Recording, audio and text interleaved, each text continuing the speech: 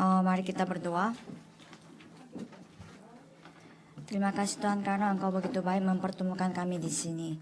Biarlah pada saat ini ketika kami mendengarkan firman-Mu, kami mendengar suara-Mu, supaya kami tahu apa mandat surgawi, panggilan, dan amanat yang Engkau telah berikan kepada kami. Biarlah Roh Kudus saja yang berkarya di atas tempat ini. Terima kasih dan di dalam nama Tuhan Yesus Kristus kami berdoa. Amin. Selamat siang dan apa kabar? Saya adalah misionaris Bella.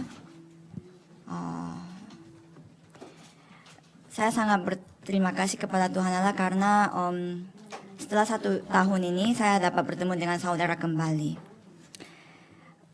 Mari kita memberikan salam kepada kiri kanan saudara. Kita adalah misionaris. Kita adalah misionaris. Di Gereja Yeon Seoul selama 2 minggu ke depan akan dijalankan sebagai minggu misi, di mana 2 minggu full kita benar-benar fokus hanya pada pelayanan misi. Sehingga banyak misionaris telah datang ke Korea untuk menghadiri pelatihan dan juga konferensi misi. Sehingga sebenarnya saya juga ada di tempat ini sekarang di Korea karena minggu misi ini.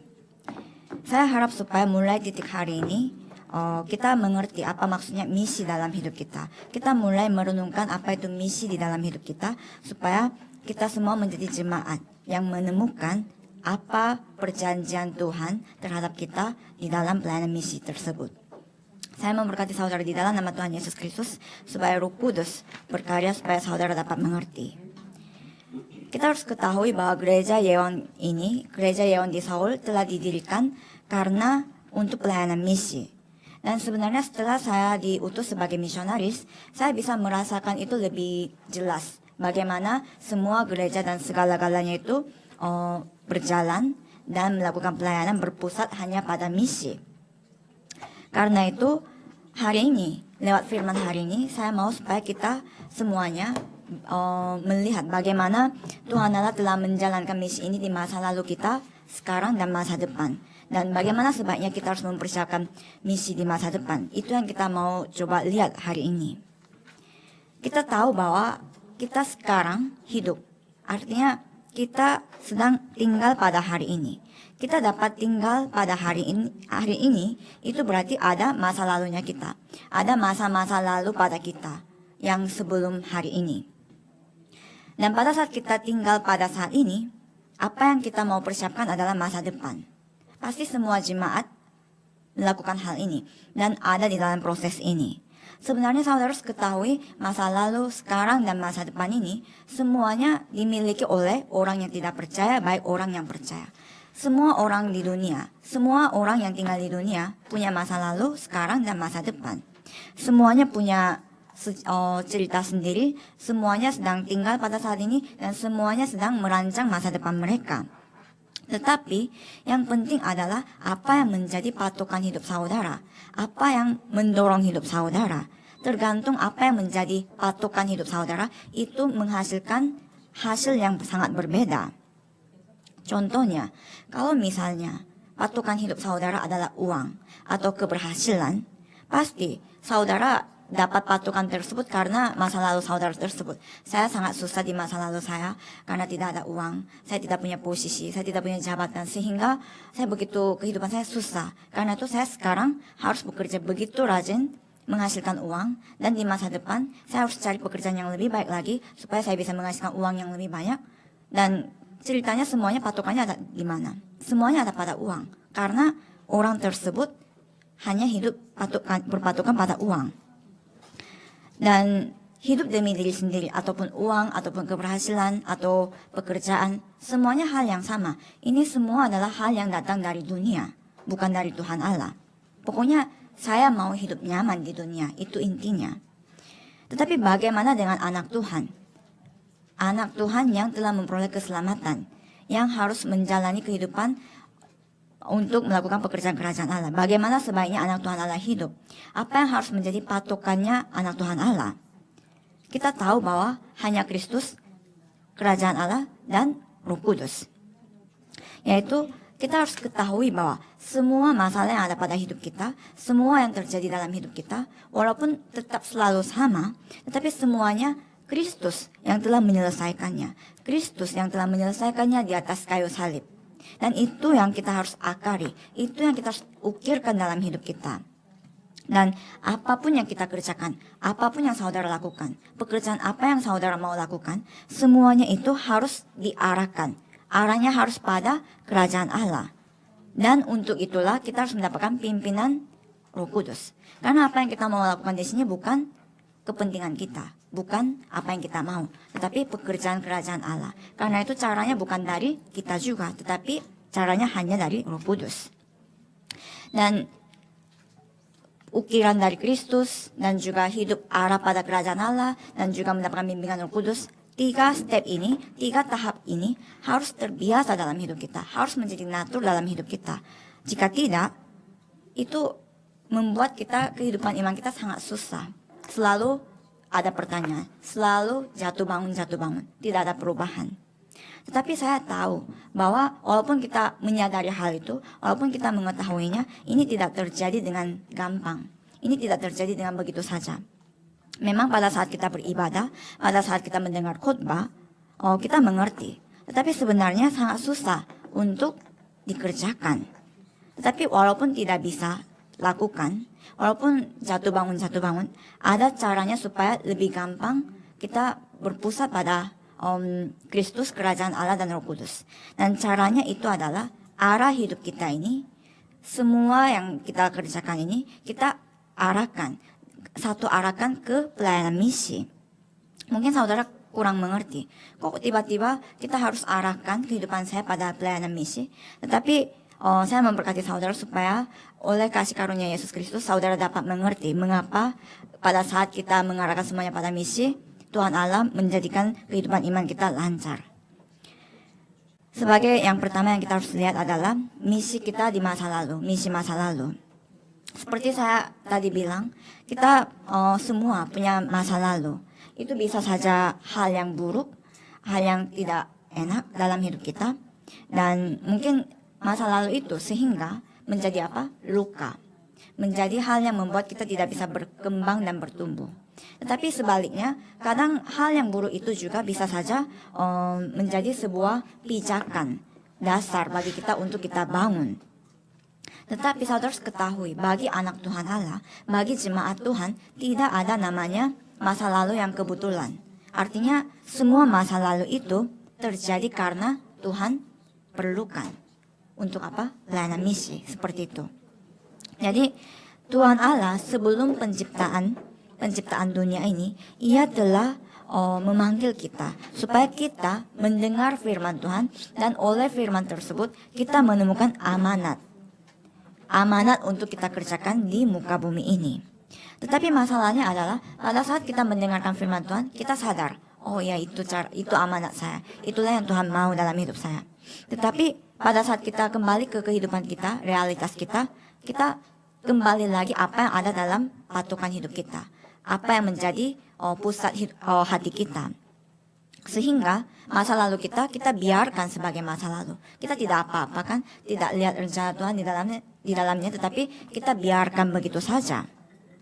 Seperti saya tadi katakan, walaupun kita memang lemah secara rohani, mungkin kita bisa jatuh dan bangun, tetapi jika kita menjalankan kehidupan iman kita sesuai dengan perintah Tuhan Yesus, ketika Ia ada di dunia ini, Dia memerintah apa? Pergilah ke seluruh suku bangsa dan memberitakan Injil ini. Jadi jika kita mengarahkan hidup kita dalam perintah Tuhan Yesus ini, saudara akan menemukan dari firman Tuhan fakta bahwa masa lalu saudara itu ternyata semuanya ada di dalam jadwal Tuhan. Semuanya ada dalam tangan Tuhan. Dan saya sangat bersyukur karena kita semua yang ada di sini semuanya baik online ataupun offline, kita semua berkumpul karena kita semua punya hati yang sama, yaitu hati untuk melakukan pelayanan misi di Indonesia. Memang kita bisa lihat bahwa kita sebenarnya hanya ada di sini karena misi Indonesia. Tetapi kita harus menemukan setiap hari betapa pentingnya, betapa berharganya nilai misi Indonesia ini dalam hidup kita lewat firman Tuhan. Jadi bukan hanya sadar bahwa oh ya misi sangat penting, tetapi ini harus ditemukan setiap hari lewat firman Tuhan dalam setiap harinya kita, di kehidupan kita setiap hari. Kita semua tahu bahwa saya diutus ke Bali, Indonesia tahun yang lalu. Dan apa yang saya lihat selama 1 tahun adalah ternyata pelayanan misi Tuhan Allah yang Tuhan Allah berikan kepada saya ini tidak dimulai dari tahun 2021, yaitu tahun lalu.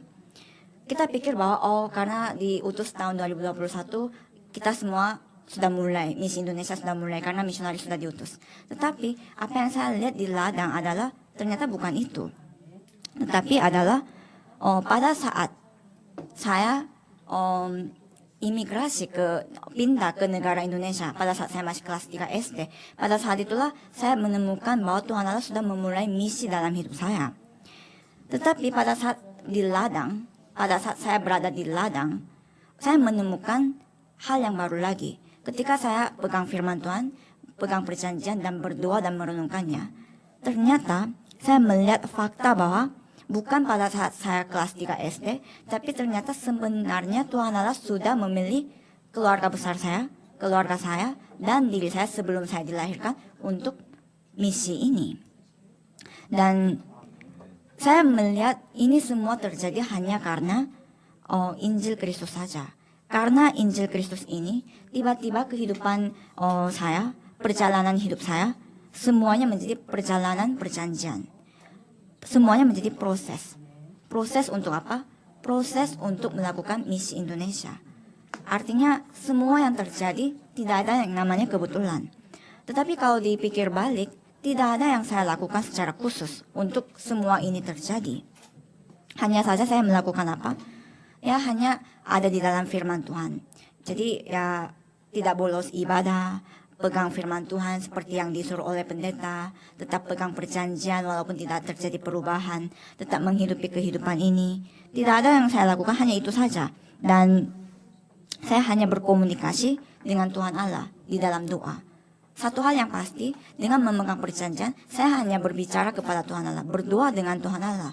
Apa yang saya harus lakukan, dan juga kenapa Tuhan melakukan seperti ini, saya selalu tanya kepada Tuhan. Jadi komunikasi ini saja yang selalu hal yang tetap sama. Melihat masa lalu saya juga coba melihat masa lalunya gereja Bali Yeon. Banyak sekali kasus, banyak sekali persoalan, dan juga memang banyak pertemuan yang selama ini terjadi. Dan sebenarnya sampai hari ini gereja Bali Yeon bisa ada, itu semua karena pekerjaan Tuhan Allah sendiri, karena Tuhan Yesus Kristus yang menjadi kepala atas gereja kami sendiri. Karena itu kami masih dapat memuliakan semua kemuliaan hanya bagi Tuhan Allah. Dan karena ibu saya, dia seorang jemaat biasa tapi sebagai misionaris, dia bertahun-tahun dia bertemu dengan pendeta di Indonesia, pendeta-pendeta di Indonesia, dan juga para orang-orang di Indonesia. Banyak sekali pertemuan yang terjadi, dan dengan pertemuan dengan gereja Yeon di Korea ini juga, semuanya Tuhan menjadikan semuanya itu menjadi satu gambaran dasar untuk penginjilan misi Indonesia itu terjadi. Dan gereja Yeon Seoul juga melakukan pekabaran Injil, perkemahan Injil bertahun-tahun di Bali. Dan saya melihat selama semua perkemahan Injil tersebut, Tuhan mempertemukan dengan orang. Tuhan mempertemukan dengan teman sekerja yang kita bisa jalan bersama-sama hanya untuk penginjilan Indonesia. Dan saya percaya semua saudara yang ada di sini juga adalah jemaat yang telah dipertemukan oleh Tuhan Allah sebagai satu tim. Kita harus mengerti gambaran satu tim ini bagaimana. Satu tim adalah kayak seperti kita jalan bersama-sama walaupun kita berada di posisi dan di ladang yang berbeda. Tapi kita menjadi satu tim untuk apa? Kita menjadi satu tim untuk pelayanan misi Indonesia ini. Saudara selalu ingat, memang warga negara saya berbeda, latar belakang saya berbeda, luka saya berbeda, masa lalu saya berbeda. Kita semua menjalani hidup kita masing-masing dan di sini kita bertemu. Tapi patokan kita di sini bertemu adalah hanya misi ini. Saya memberkati saudara di dalam nama Tuhan Yesus Kristus supaya masa lalu apapun yang saudara miliki, cobalah saudara renungkan firman Tuhan. Dan oleh firman Tuhan itu, cobalah saudara edit kehidupan saudara. perjalanan hidup saudara. Supaya saudara mengerti bahwa ternyata karena pelayanan ini, misi ini, Tuhan meletakkan saya di sini. Tuhan membiarkan hal itu terjadi. Tuhan memberikan keluarga ini kepada saya. Amin. Sebagai yang kedua yang kita mau lihat hari ini adalah misi hari ini. Kita masing-masing punya masa lalu. Dan sekarang kita hidup pada saat ini. Sekarang, hari ini. Dan kita tahu bahwa hari ini kita punya amanat yang namanya misi Indonesia. Kalau begitu pertanyaannya adalah, misi seperti apa yang kita harus lakukan? Di ayat 20 kita bisa melihat, dengan jalan ini makin tersiarlah firman Tuhan dan makin berkuasa. Di Kisah Para Rasul pasal 19 ini, kita bisa melihat Paulus melakukan misi di daerah Efesus. Dan sebenarnya sebelum Kisah Para Rasul pasal 19, di pasal-pasal sebelumnya, kita bisa melihat perjalanan Paulus melakukan pelayanan misi di daerah Korintus, di daerah Asia, di daerah manapun yang dia sudah lewati. Semua wilayah dia lewati, tapi pasal 19 hari ini, kita bisa melihat Paulus melakukan pelayanan misi di Efesus.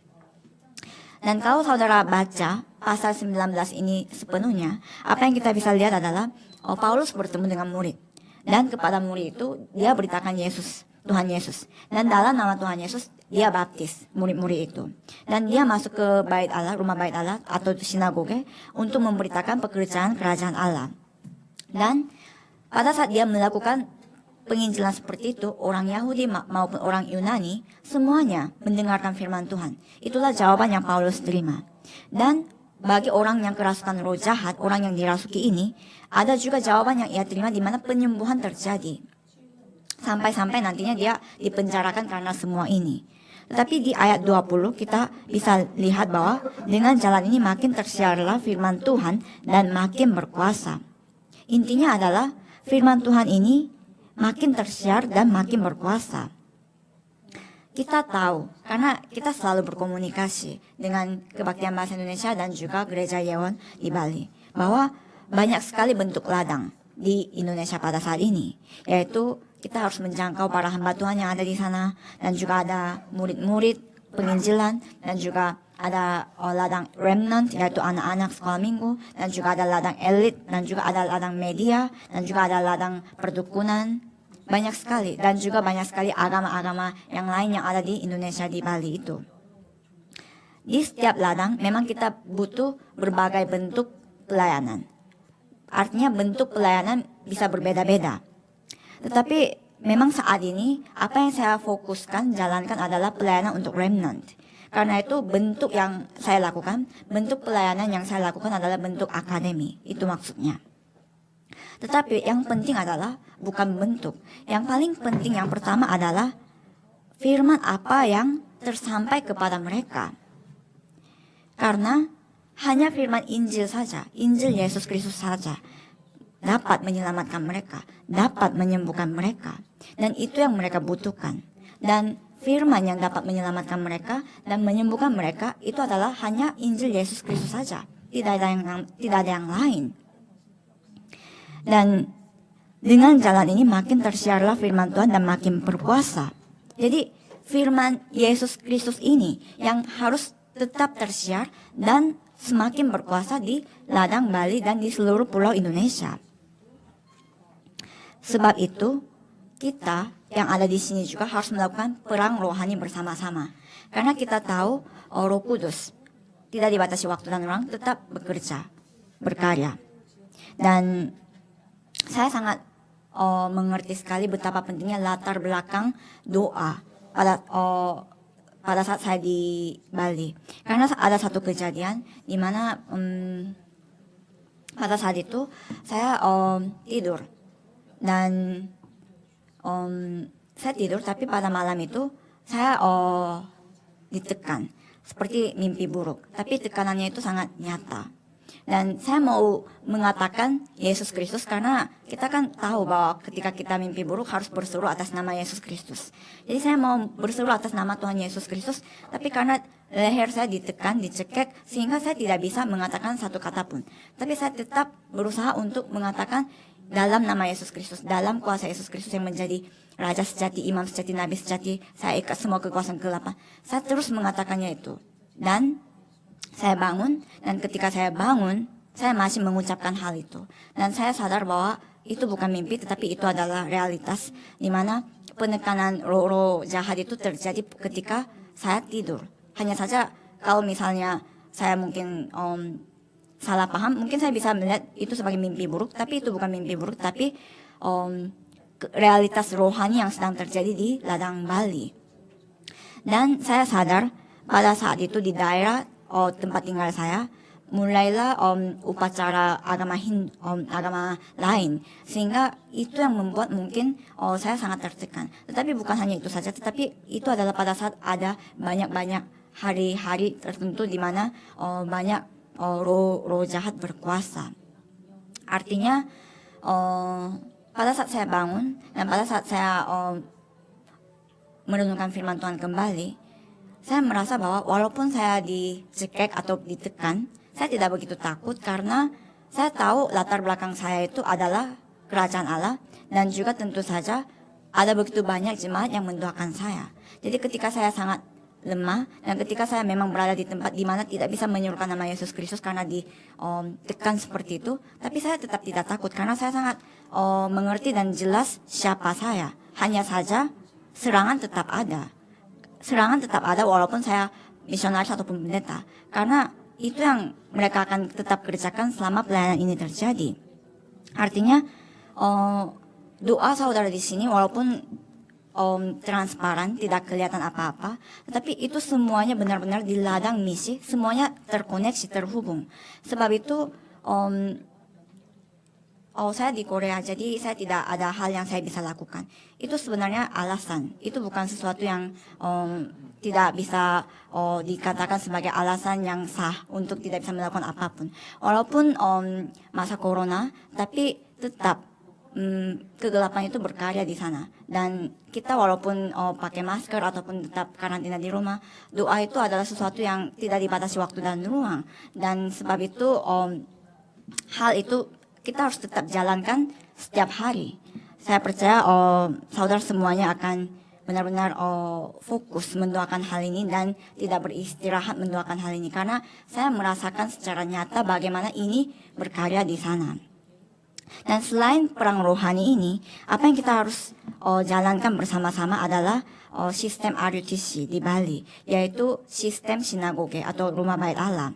Karena pelayanan yang saya fokus pada saat ini adalah anak-anak, saya tadi sudah katakan, untuk menyelamatkan mereka dari budaya kegelapan, ikatan setan roh jahat ini, supaya mereka bisa dijadikan sebagai prajurit rohani yang benar-benar bisa menjadi murid. Datang sekolah minggu seminggu sekali itu sangat kurang, dan kita sendiri tahu remnant di Korea pun hal yang sama terjadi, karena kebudayaan dunia saat ini sangat gelap dan begitu kuat dan mempengaruhi anak-anak kita, apalagi di Indonesia. Dengan seminggu sekali datang ke gereja, itu bukan hanya kurang, tetapi mereka tidak bisa mendapatkan pengaruh rohani apa-apa, karena sangat sebentar saja yang mereka terima. Sedangkan realitas mereka begitu ditutupi dengan hal-hal duniawi. Jadi saya melihat perubahan ini juga. Ketika pada awal-awal saya datang, saya hanya menjalankan sekolah minggu, dan berapa kali saya katakan tentang Kristus, Injil, mereka selalu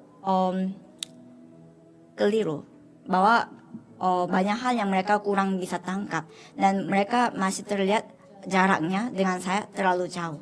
Padahal doa saya adalah supaya jarak saya menjadi dekat dengan mereka. Tapi ketika beberapa bulan kemudian saya memulai pelayanan akademi ini. Jadi sebelumnya saya melakukan akademi ini dalam seminggu datang 2 kali. Jadi mereka datang ke rumah saya dari pagi sampai sore. Mereka main di RUTC di tempat pelayanan saya, dan saya melihat jelas bagaimana perubahan anak-anak ini terjadi, dan saya juga melihat perubahan itu paling cepat terjadi pada remnant daripada jemaat pemuda dan juga orang-orang dewasa. Tetapi remnant mereka gampang mengerti bagaimana mereka harus menggunakan kuasa Kristus, dan juga jarak antara remnant dan saya menjadi lebih dekat, dan pada saat mereka tahu bahwa saya harus ke sini, mereka yang sangat paling sedih karena tidak bisa bertemu dengan saya selama 3 minggu. Jadi sebenarnya hal itu juga yang menyebabkan saya tidak mau terlalu lama di sini. Tapi saya percaya bahwa ada kehendak Tuhan mengapa saya harus ada di sini. Intinya adalah pelayanan RUTC dalam bentuk akademi itu sangat dibutuhkan. Sekolah memang banyak, akademi juga sudah banyak. Dan karena ini Bali, 237 negara berkumpul dan kualitasnya sangat bagus. Saya tidak mau membuat sekolah yang kualitasnya yang bagus, tapi saya berharap supaya akademi ini menjadi akademi yang benar-benar membangun para remnant yang menjadi saksi bahwa mereka menjadi saksi atas Injil saja, bukan hal-hal yang lain, tetapi hanya Injil saja, supaya mereka juga bisa melakukan hal yang sama di pulau-pulau yang lain. Saya memang tinggal di Indonesia bersama dengan keluarga saya, tetapi bukan hanya keluarga saya saja yang ada di Indonesia. Saudara selalu lewat firman mimbar ketahui bahwa saudara selalu ada di dalam satu kelompok dalam pelayanan misi Indonesia ini. Untuk itu, fokus kita harus hanya pada Kristus. Tidak ada pada motivasi yang lain. Tidak ada perhitungan manusia. Dan harus melakukan pekerjaan kerajaan Allah. Harus pekerjaan kerajaan Allah yang harus terjadi di ladang Indonesia, baik di usaha saudara. Dan kita harus selalu mendapatkan bimbingan Roh Kudus. Pimpinan Roh Kudus. Itulah cara kita. Dan kita harus berdoa supaya bimbingan Roh Kudus ini, karya Roh Kudus ini benar-benar tersampai pada ladang Indonesia ketika kita berdoa di Korea ini. Karena itulah yang dimaksud kesatuan, oneness yang melampaui waktu dan ruang. Bahwa walaupun tidak terlihat, tapi Roh Kudus bekerja. Dan itulah iman kita ketika kita berdoa, kita percaya bahwa Roh Kudus bekerja di tempat di mana kita sedang doakan. Saya memberkati saudara di dalam nama Tuhan Yesus Kristus supaya kita tetap menjadi satu tim, satu kelompok sampai kita bisa menemukan 70 murid dan juga menaklukkan 70 wilayah dan juga supaya membangun 70 gereja di 70 suku bangsa tersebut. Sebagai kesimpulan adalah ayat 21, kemudian daripada semuanya itu Paulus bermaksud pergi ke Yerusalem melalui Makedonia dan Akaya, dan katanya sesudah berkunjung ke situ aku harus melihat Roma juga. Jadi misi masa depan kita sangat gampang dan mudah. Sudah di firman mengatakan kita hari ini melakukan misi, mendapatkan bimbingan Roh Kudus. Tetapi walaupun kita hidup pada saat ini, melakukan misi saat ini, tapi kita harus melihat Roma juga. Kita harus memberitakan ini di Roma juga, dan harus berhadapan dengan Kaisar. Itulah penginjilan dunia. Penginjilan dunia mungkin terdengar terlalu besar, yaitu menjangkau 237 negara. Padahal satu negara saja susah. Mungkin terdengar dengan sangat besar dan megah. Tetapi jika saudara ada di luar arus firman, ya wajar, ini terdengar sangat besar. Tapi jika saudara ada di dalam arus firman Tuhan, walaupun saudara lemah dan bukan siapa-siapa, saudara akan merasa ini tidak besar. Saudara tidak akan merasa ini terlalu jauh. Tapi ini adalah masa depan kita.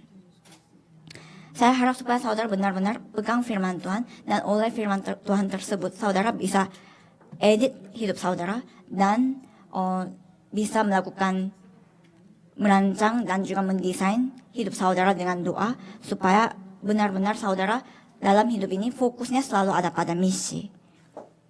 Dan sebab itu sebagai akhir firman, ada hal yang saya mau bagi, yaitu ketika saya mendoakan untuk remnant, ada hal yang saya doakan, yaitu bahwa baik remnant yang ada di Korea dan remnant yang ada di Indonesia ataupun di seluruh dunia, kita kan adalah remnant. Kita bukan hanya sekedar anak Tuhan Allah yang mendapatkan keselamatan dan sudah. Tapi kita adalah remnant, kaum yang tersisa, diberikan perjanjian oleh Tuhan.